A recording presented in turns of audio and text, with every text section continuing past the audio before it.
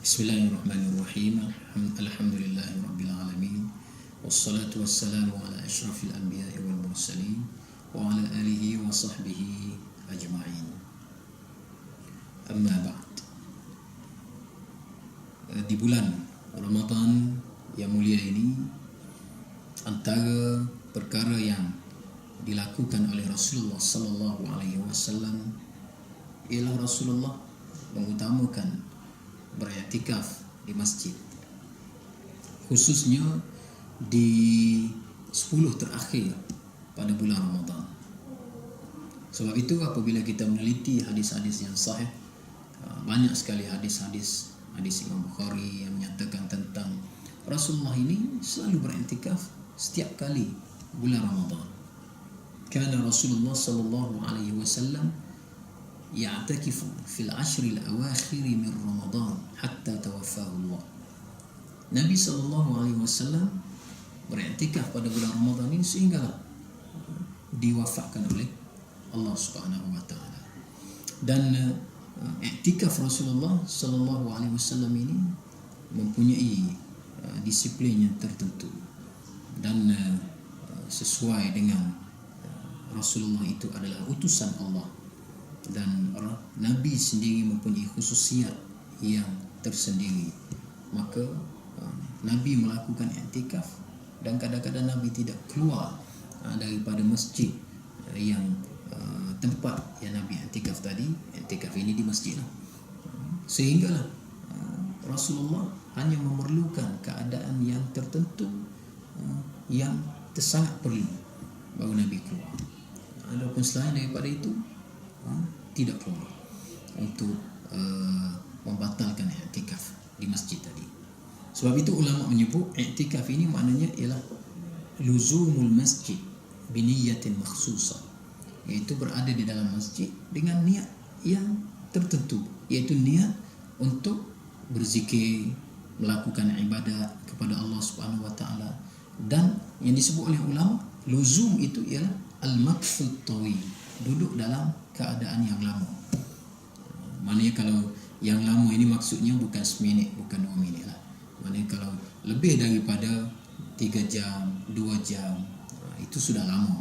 Bukan bererti lama di sini ialah 10 hari ataupun 5 hari, seminggu. Tidak begitu.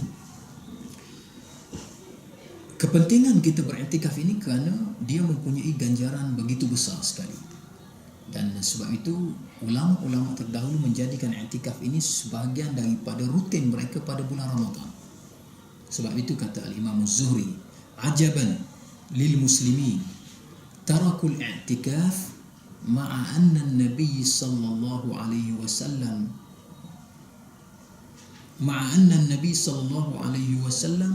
lam yatruku indama qadima al-Madinah. Nabi sallallahu alaihi wasallam ketika mana masuk ke bandaraya Madinah, masuk ke Madinah Al-Munawwarah, sejak daripada itu Nabi tidak pernah meninggalkan i'tikaf, lalu diikuti oleh kibarus sahabat-sahabat yang besar. Kerana itu amat peliklah kalau orang Islam pada hari ini dia tidak menjadikan rutin apabila datang Ramadan berniat untuk i'tikaf. Sebab itu bagi saya rasa sudah ada satu tarbiyah yang baik apabila imam ataupun ada tertulis di masjid yang kita masuk, nawaitul i'tikaf fi hadzal masjidi sunnatan lillahi ta'ala. Saja aku niat i'tikaf duduk dalam masjid ini sunat kerana Allah Subhanahu wa taala, supaya mengingatkan kita kepada i'tikaf itu adalah benda yang menjadi sunat dan benda yang digalakkan di dalam Islam. Ya. Dan i'tikaf ini sebagaimana kita sebut, dia tidak ada waktu yang dikhususkan. I'tikaf tidak semestinya pada Ramadan. I'tikaf boleh di bulan-bulan yang lain, dan boleh pada tidak semestinya di 10 yang akhir. Boleh di awal Ramadan, di pertengahan Ramadan, dan digalakkan lagi pada 10 Ramadan. Dan boleh pada bulan Rajab, bulan Sya'ban, dan boleh berada di siang hari, masanya di siang hari ataupun di malam hari, ataupun di kedua-duanya sekali, ataupun mengambil satu waktu untuk membaca Al-Quran ataupun solat ataupun zikir, kemudian kita keluar, mana itu pun sudah dapat pahala i'tikaf sebagaimana yang disebut oleh jumhur ulama. Jadi Nabi SAW dalam i'tikaf ini, Nabi mengutamakan i'tikaf semasa Ashrul Awakhir, 10 akhir Ramadan, kerana di sana terdapat banyak dalil-dalil yang menyatakan tentang Lailatul Qadar ini datang pada 10 akhir Ramadan. Sebab itu dalam hadis-hadis yang sahih, antaranya hadis Imam Bukhari, Nabi SAW sebut taharrau Lailatul Qadri fil ashril awakhir min Ramadan. Hendaklah cari Lailatul Qadar ini dengan buat ibadat pada 10 akhir di bulan Ramadan. Dan kita dapati dalam sejarah-sejarah Ramadan yang berlaku di zaman Nabi SAW, Lailatul Qadar itu ada berlaku pada malam 21, ada berlaku pada malam 27, dan ada berlaku pada malam 25. Dan ada juga dinyatakan berlaku tidak pada malam yang ganjil. Ya. Jadi maknanya kekerapan berlaku Lailatul Qadar itu pada Ashrul Awakhir, di 10 terakhir, adalah lebih banyak daripada berlaku pada waktu yang lain, sama ada di awal Ramadan ataupun di pertengahan Ramadan. Tetapi kalau mengikut Imam Tabari, ya, katanya Lailatul Qadar ini boleh juga datang pada pertengahan Ramadan, ataupun di awal Ramadan, ataupun di akhir Ramadan. Dan manusia tidak mengetahui bilakah datang Lailatul Qadar ini, tarikhnya secara tepat. Ini pandangan Imam Tabari, ini boleh kita ambil, dan dia pandangan yang bagus. Kerana masyarakat kita pada hari ini, kalau kita ajar Lailatul Qadar hanya pada malam 27, maka pada malam 27 lah, dia bertarawih, dia nak bersedekah, dia mula nak menjaga baca Quran, sembahyang dan sumpah mulia. Tapi malam-malam yang lain boleh jadi dia tinggal tarawih. Ini kegagalan yang berlaku. Jadi kalau kita kata 10 akhir sahaja, generasi kita yang tidak sama dengan generasi salafus salih pada zaman dahulu, generasi sahabat, tabi'in pada masa dahulu, walaupun mereka beribadat dengan begitu cemerlang pada 10 akhir, tetapi kecemerlangan ibadat berlaku juga pada awal dan pertengahan Ramadan. Adapun generasi pada hari ini yang banyak kemungkaran, yang banyak maksiat, yang gejala-gejala yang bercanggah dengan tuntutan Islam itu begitu tersebar, maka kalau kita nak fokus hanya 10 akhir Ramadan sahaja untuk mencari Lailatul Qadar, kita bimbang umat Islam pada hari ini tidak akan bertemu selama-lamanya dengan Lailatul Qadar. Ya, oleh kerana itu pandangan Imam Tabari tadi bagus untuk kita ambil, iaitu kita cari Lailatul Qadar ni di semua hari-hari di bulan Ramadan. Hari bermula 1 Ramadan kita beribadat dengan begitu cemerlang, pada pertengahan Ramadan kita beribadat dengan begitu cemerlang, dan juga pada akhir Ramadan kita beribadat dengan begitu cemerlang. Jadi pandangan Imam Tabari tadi adalah pandangan yang baik untuk kita jadikan sebagai satu pegangan kita juga pada hari ini, supaya kita tidak membahagikan hari-hari tertentu untuk kita beribadat. Kerana ibadat kita tadi ialah bukan sebenarnya kerana Lailatul Qadar. Ibadat kita bukan kerana khusus kepada hari-hari tertentu. Kalau begitulah, maknanya ibadat Ramadan kita adalah merupakan ibadat yang menjadikan kita bukan Rabbaniyin, ya, tapi menjadikan kita sebagai Ramadaniyin, orang-orang yang beribadat Ramadan, hari Ramadan saja. Tapi kita nak jadi Rabbaniyin, iaitu orang yang sentiasa memenuhi tuntutan Allah di setiap waktu dan di setiap ketika. Ya, sebab itulah kalau kita nak beribadat kepada Ramadan saja, Ramadan akan pergi. Maka selepas Ramadan, apakah kita akan tinggal ibadat? Ya, ulama-ulama sebut man kana ya'budu Ramadan fa inna Ramadan sayafut, wa man kana ya'budu Allah fa inna Allah hayyul la yamut. Siapa yang beribadat kerana Ramadan, Ramadan akan pergi. Lepas ni datang Syawal, kita bergembira dengan makanan, dengan itu. Akhir sekali kita lupa ibadat kita sebagaimana Ramadan. Ya, Ramadan akan pergi. Tetapi kalau kita beribadat kerana Allah Tuhan yang maha hidup ini, ia akan sentiasa bersama dengan kita, dan ikhlas kita kerana Allah, kita akan sentiasa bersama dengan Allah pada bila-bila masa. Kita tidak akan mentaksis atau mengkhususkan ibadat kita.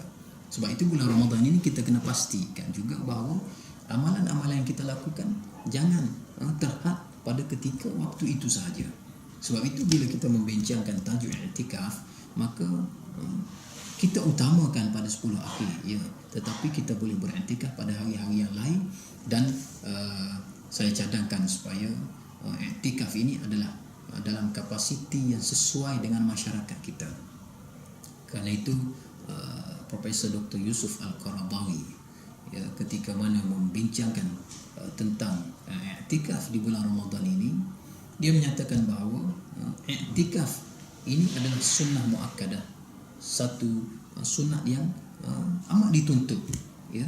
Tetapi umat Islam mesti memahami konsep iktikaf yang sebenar supaya tidak membebankan dan memaksakan mereka untuk menjadi abid Ramadan ataupun Ramadaniyin yang hanya mementingkan iktikaf tadi pada Ramadan. Setahun sekali saja dia akan bertemu dengan iktikaf kalau dia hanya menjadi Ramadaniyin ataupun tidak mengerti takrif ataupun pengertian iktikaf yang sebenar. Sebab itu katanya iktikaf ini ialah berlaku di masjid. Pertama sekali, tempat yang kita faham untuk iktikaf hanya masjid. Tidak boleh untuk kita iktikaf di pejabat ataupun di rumah ataupun tempat-tempat yang lain.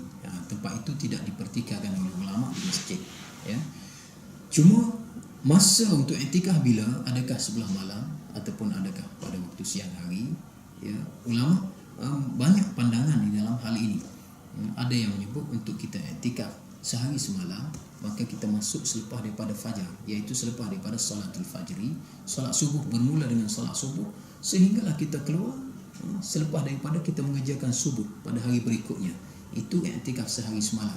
Dan satu cara lagi ialah kita masuk qabla ghurubi syamsi, iaitu sebelum daripada maghrib, sebelum daripada jatuhnya matahari, kita sudah masuk ke masjid, kemudian kita keluar pada waktu selepas daripada asar. Maksudnya dia akan jadi sehari semalam kita telah beriktikaf. Itu antara pandangan-pandangan yang telah disebutkan oleh ulama yang dahulu kala, ya. Dan ada pandangan-pandangan yang lain yang menyebutkan bahawa iktikaf ini ada waktu yang sesuai dan ada waktu-waktu yang tidak dibenarkan. Antara yang tidak dibenarkan ialah apabila seseorang itu, kalau khusus untuk muslimah perempuan, dia datang haid, dia datang nifas semua sekali, maka tidak boleh untuk dia iktikaf kerana menjaga kehormatan masjid itu sendiri. Dan sekiranya dia telah ada hadas dengan hadas besar dan seumpamanya, dia tidak boleh untuk beriktikaf, ya. Dan pada masa dia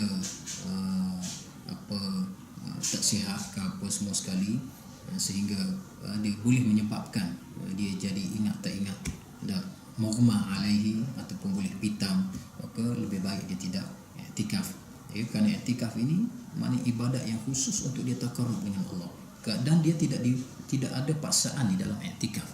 Jadi oleh kerana itu ulama menggariskan beberapa perkara yang kalau ada benda ni tak perlu dia iktikaf, kerana dia boleh membebankan. Dan di dalam agama ini ad-dinu yusru, agama ni mudah, dia tidak membebankan. Walan yushadad dina ahadun illa ghalaba, tidak jadi payah agama ni kecuali orang tadi mengekstrimkan sendiri amalan-amalan dalam agama dia, menjadikan agama tadi nampak payah. Jadi oleh kerana itu Profesor Dr. Yusuf Al-Qaradawi menyebut oleh kerana itu masa yang sesuai ialah masa selepas daripada mas'uliyah, iaitu tanggungjawab individu tadi terlaksana. Contohnya dia kerja pagi bermula daripada 8.30 pagi sehingga pukul 4 petang ataupun pukul 5 petang, maka iktikaf bagi dia, kelapangan bagi dia ialah sama ada dia masuk sebelum daripada maghrib sehinggalah dia berbuka, sehinggalah dia tarawih. Dan kalau dia nak balik untuk bersahur di rumah selepas daripada tarawih, dia habiskan satu juzuk Al-Quran, dia balik, itulah iktikaf yang afdal bagi dia.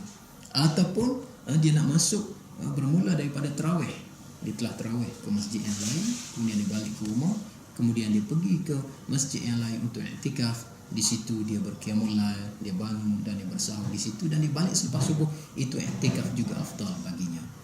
Ataupun ada orang yang dia i'tikaf, dia bermula daripada pagi pada hari cuti Jumaat ataupun Sabtu, dia masuk sebelah pagi, kemudian dia sembahyang Jumaat sekali pada hari Jumaat, kemudian sebelum berbuka dia balik berbuka kerana nak berbuka dengan isteri dan anak-anak, maka itu adalah i'tikaf yang afdal baginya. Jadi pandangan daripada ulama-ulama kontemporari ini adalah pandangan yang bagus, dan yang perlu juga diikuti oleh kita kerana meraihkan situasi kerjaya manusia yang berbagai pada hari ini. Dalam masa yang sama, i'tikaf mereka itu adalah i'tikaf yang afdal, kerana mereka ingin mencari taqarrub dengan Allah, dengan sebab pencarian taqarrub itu akan mendatangkan kepada mereka anugerah Lailatul Qadar, insya-Allah. Kata ulama-ulama kita, walaupun mereka beribadat i'tikaf itu pada siang hari, walaupun Lailatul Qadar pada malam hari, datang pada malam hari, tetapi ganjaran untuk Lailatul Qadar itu akan didapatinya, akan diperolehi olehnya sebagaimana apa yang dilakukan pada siang hari tadi, dengan syarat pada malam hari tersebut dia tidak tidurlah, dia ada amalan-amalan zikir, baca Quran dan apa yang dia mampu. Jadi itu beberapa perkara yang perlu kita faham untuk mencari merobok peluang yang keemasan di Ramadan 1435 Hijriah ini. Setakat itu aku qauli hadza wa astaghfirullahal azim li wa lakum. Wassalamualaikum warahmatullahi wabarakatuh.